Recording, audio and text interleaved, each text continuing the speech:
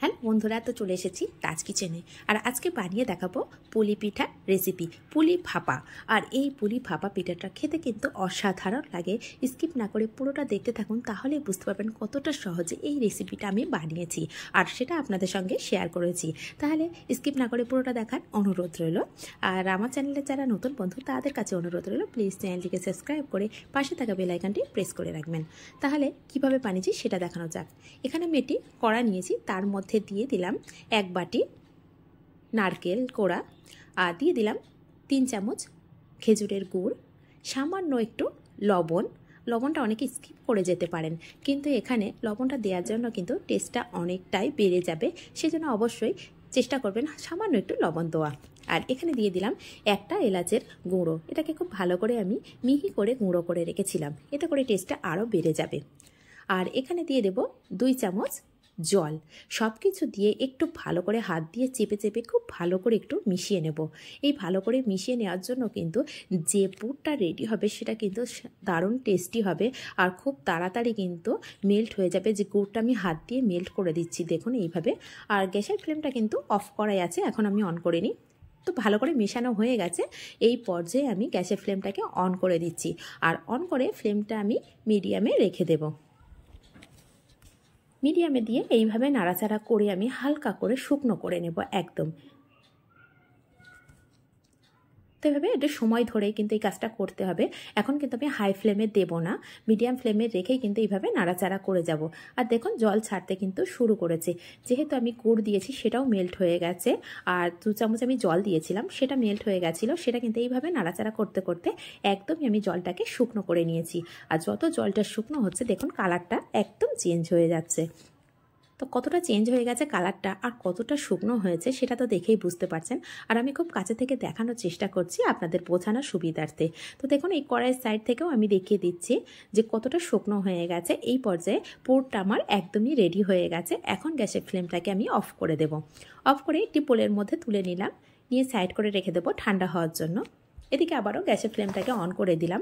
On করে দেওয়ার পরে এখানে একটি কড়া বসিয়ে দিলাম, দিয়ে এর মধ্যে দিয়ে দেবো 2 বাটি জল। যে কোনো একটা বাটি বা কাপ আপনারা বাড়িতে থাকা সেট করে নিতে পারেন, হাতের কাছে যেটা থাকবে সেটাই সেট করে নিতে পারেন।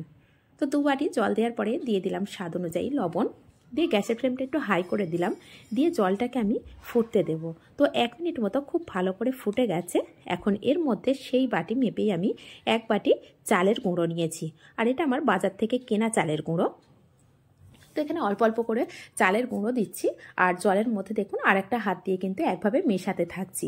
যদি এক জায়গায় না মেশাই তাহলে কিন্তু দলা পাকিয়ে যাওয়ার সম্ভাবনা থাকে, সেই জন্যই কিন্তু আমি এইভাবে এক হাত দিয়ে নাড়াচাড়া করছি। আর এখানে নিয়েছি সেই বাটির হাফ বাটি ময়দা। এই ময়দাটা ব্যবহার অনেকে করতেও পারেন, নাও করতে পারেন। এটা আমার কেনা চালের গুঁড়ো, অনেক সময় পিঠে বানানোর সময় ফেটে যায়, সেই জন্যই কিন্তু ময়দাটা দিয়েছি, যাতে করে অনেকটা সফট ভাব থাকবে, সেই জন্যই ময়দাটা ব্যবহার করেছি। আর আগে থেকে কিন্তু চালের গুঁড়ো আর ময়দাটা একসঙ্গে মিশিয়ে নিতে পারেন, শুধু আমি আপনাদের বোঝানোর সুবিধার্থে আমি আলাদা করে করে দিয়েছি, যাতে আপনারা বুঝতে পারবেন কতটা ময়দা বা কতটা চালের গুঁড়ো আমি নিয়েছি।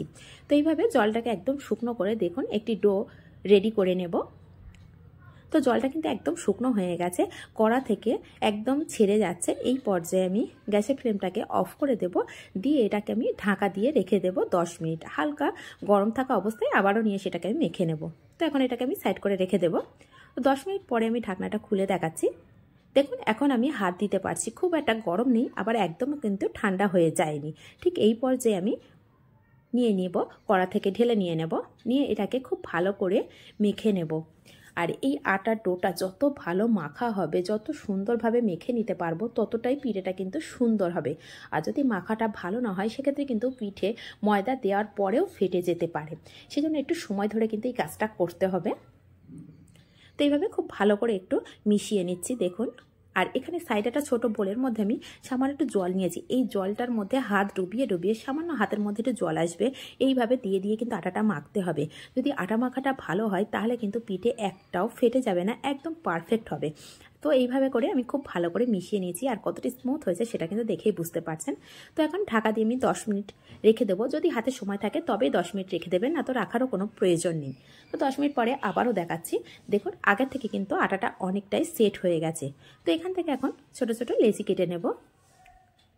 আর এই লেচিটা কিন্তু যে যে পরিমাণে ছোট বড় করতে চান অবশ্যই করে নিতে পারেন। কেউ যদি মনে করেন বড় করে পুলি পিঠাটা রেডি করবেন, সেক্ষেত্রে একটু বড় লেচি নিতে পারেন।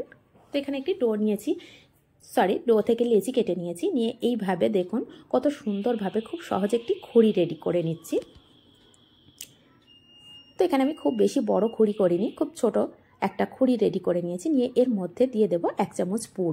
তো যেহেতু খুঁড়িটা একটু ছোট হয়েছে, সেই জন্য 1 চামচ পুরো গেল না। তো এইভাবে একটা হাত দিয়ে কিন্তু পুরটাকে একটু চেপে ভিতরের দিকে দিয়ে দিলাম।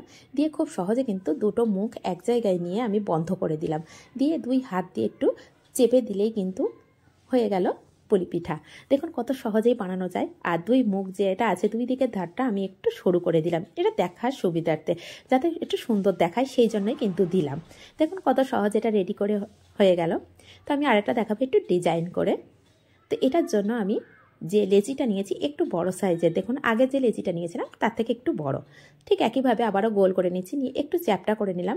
নিয়ে প্রথমে ডান হাতের বুড়ো আঙুল দিয়ে একটু প্রেস করে দিলাম, দিলেই একটা গর্ত হয়ে যাবে। সেখানে দুটো বুড়ো আঙুল দিয়ে এইভাবে একটু গর্ত গর্ত করে নিলেই, আর হাতটা কিভাবে নিয়েছি দেখিয়ে দিচ্ছি, ত্রিকোণ টাইপের করে নিয়েছি। নিয়ে এইভাবে একটু ঘোরালেই কিন্তু একটা বাটি তৈরি হয়ে যাবে। তো যেহেতু এখানে একটু লেচিটা বড় নিয়েছিলাম, সেই জন্য 1 চামচ পুরো গেল।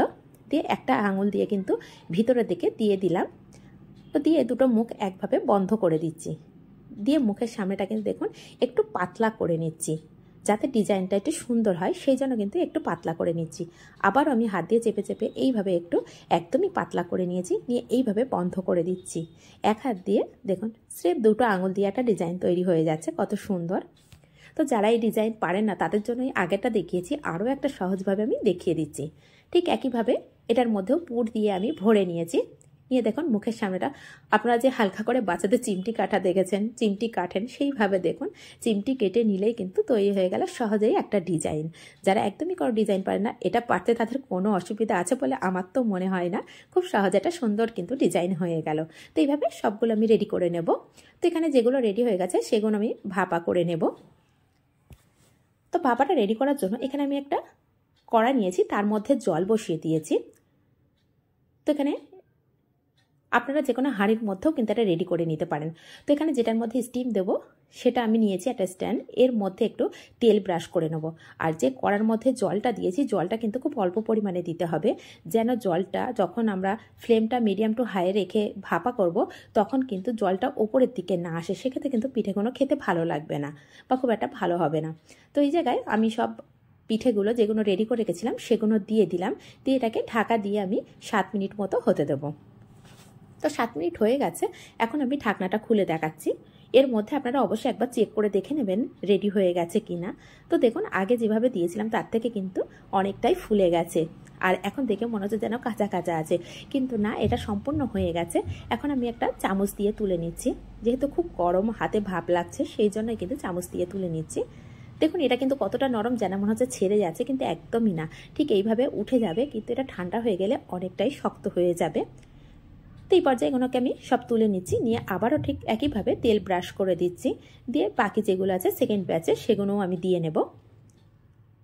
আর একটু কিন্তু ছাড়া ছাড়া করে দিতে হবে, কারণ আগেরটা দেখেছেন কেমন সুন্দর ফুলে গেছিল, সেই জন্য কিন্তু একটু সাইড করে করে দিতে হবে, যেন একটার সাথে আর একটা না লেগে যায়। দিলে অনেক সময় পিঠেগুলো ফেটে যাওয়ার সম্ভাবনা থাকে। তাহলে এইভাবে আমি তৈরি করে নিচ্ছি বাকিগুলো।